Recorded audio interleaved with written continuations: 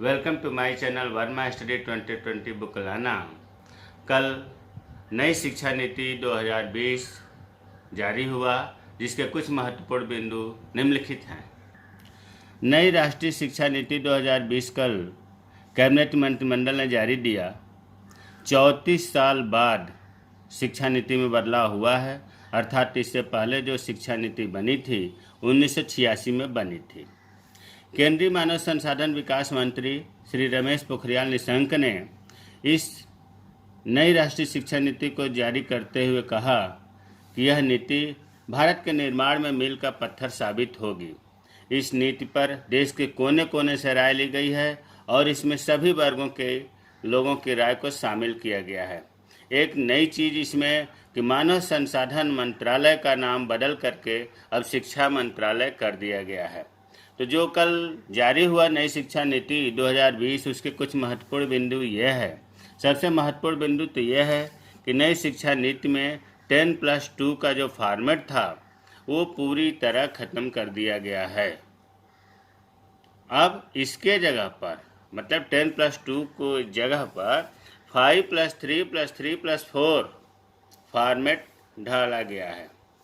दोस्तों, आप लोगों को थोड़ा सा जान करके आश्चर्य होगा कि 10+2 को समाप्त कर दिया गया है। 5+3+3+4 इसका मतलब कि अब जो है स्कूली शिक्षा लागू होगी। स्कूली शिक्षा का मतलब है कि यहाँ छोटे बच्चों से लेकर के और इंटर तक जो अब फॉर्मेट लागू हुआ है 5+3+3+4, इसमें जो है पहले हम इस 5 वर्ष की बात करते हैं कि शुरू में जो 3 साल बच्चों के लगेंगे उसे कहा गया है pre primary school. Pre primary school में 3 साल।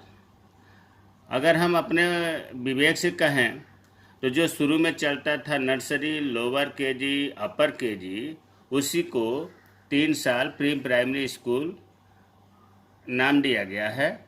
और इसके बाद जो 2 साल और बचा उसमें क्लास 1 और क्लास 2, अर्थात बच्चों को 5 वर्ष में वो 2 तक पहुंचेगा।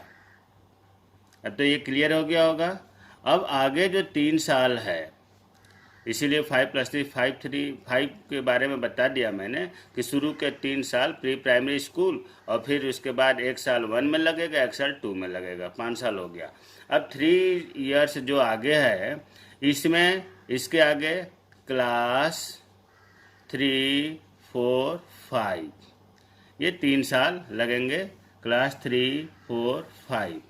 उसके बाद फिर आगे जो 3 इयर्स है उसमें क्लास 6, 7, 8 के बच्चे आएंगे और जो 4 साल का है यह माध्यमिक वर्ग है, अर्थात क्लास इसमें 9th से 12 तक।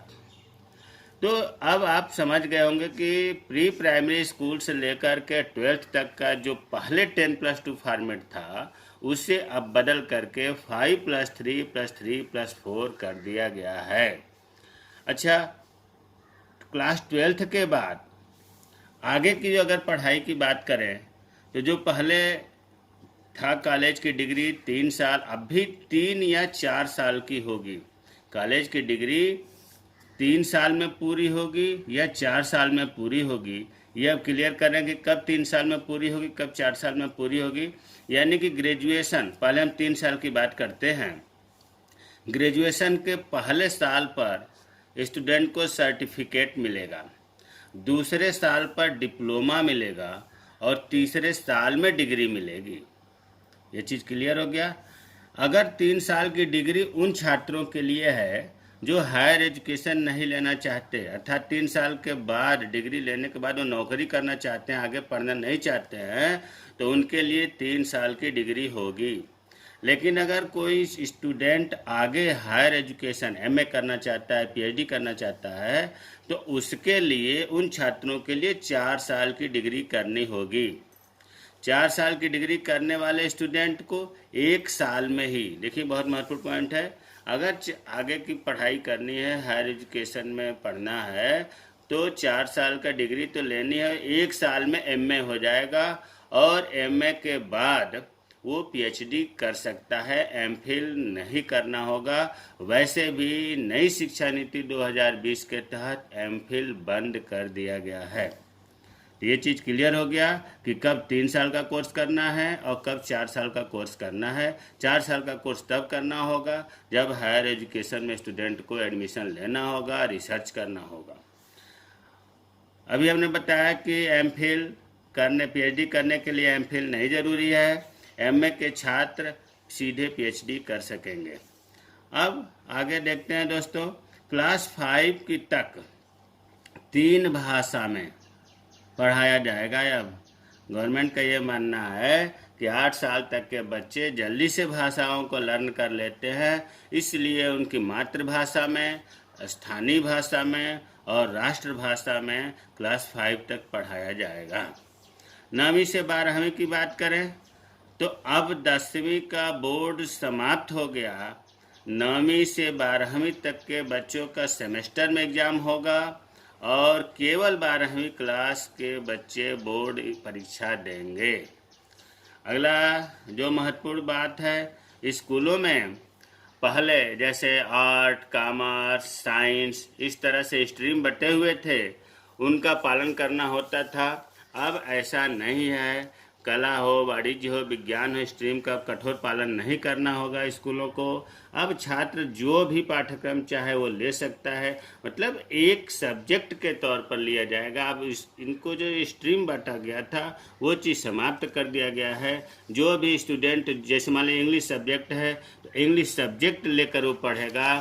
तो अब हमारे कहने का मतलब यह है कि आर्ट्स, साइंस, कॉमर्स इन स्ट्रीमों को नई शिक्षा नीति में बाध्यता खत्म कर दी गई है।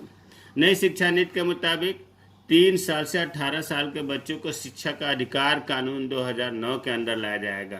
पहले जो है शिक्षा का अधिकार कानून 6 से 14 वर्ष तक था, अब इसे दायरा बढ़ा दिया गया।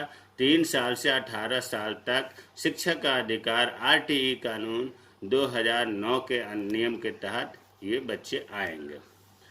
पहले था, आने वाले समय में शिक्षा और छात्रों का अनुपात पहले 1:40, एक टीचर पर 40 स्टूडेंट का मानक था। इस अनुपात को 1:30, मतलब एक टीचर पर 30 स्टूडेंट का अनुपात निर्धारित किया गया है। नई शिक्षा नीति में कहानी, रंगमंच, सामूहिक पठन पाठन, चित्रों का डिस्प्ले, लेखन कुशलता, भाषा, गणित पर भी जोर होगा। तो नई शिक्षा नीति 2020 जो कल लागू हुआ 29 जुलाई 2020 को, उनके कुछ महत्वपूर्ण बिंदुओं को मैंने देने का प्रयास किया। और इसके अलावा जो मेरे चैनल को सब्सक्राइब कीजिए। जय हिंद, जय भारत।